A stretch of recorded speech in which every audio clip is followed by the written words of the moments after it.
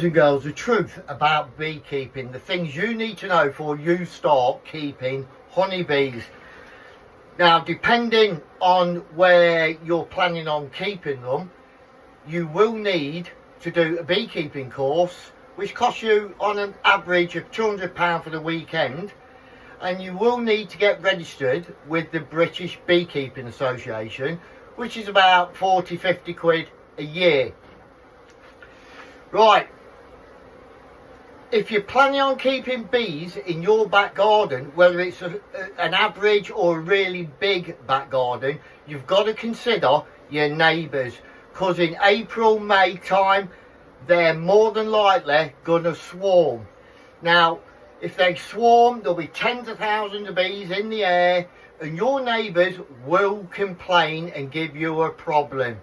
So it's very, very precarious sort of area if you're planning on keeping them in your back garden.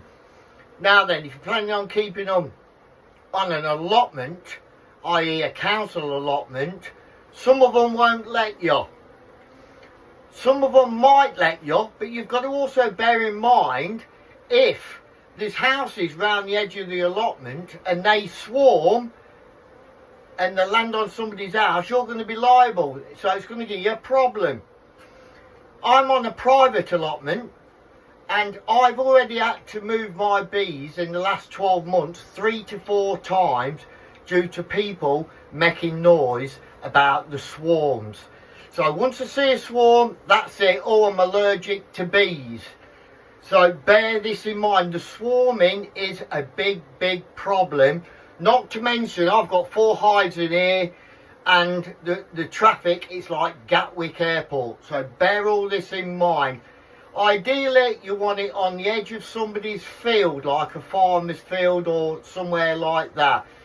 But the swarming is a problem, and the traffic is a problem. So you've really, really got to consider your options on where you're going to keep them. I've had no end of problems with the swarming side. People are not educated on swarms. They don't know that they're not a problem, and they start kicking up a fuss once they see thousands of bees in the air. So you've got to bear this in mind, guys. I mean, I've just moved on from one side of the allotment, which is the other side of the field, to here.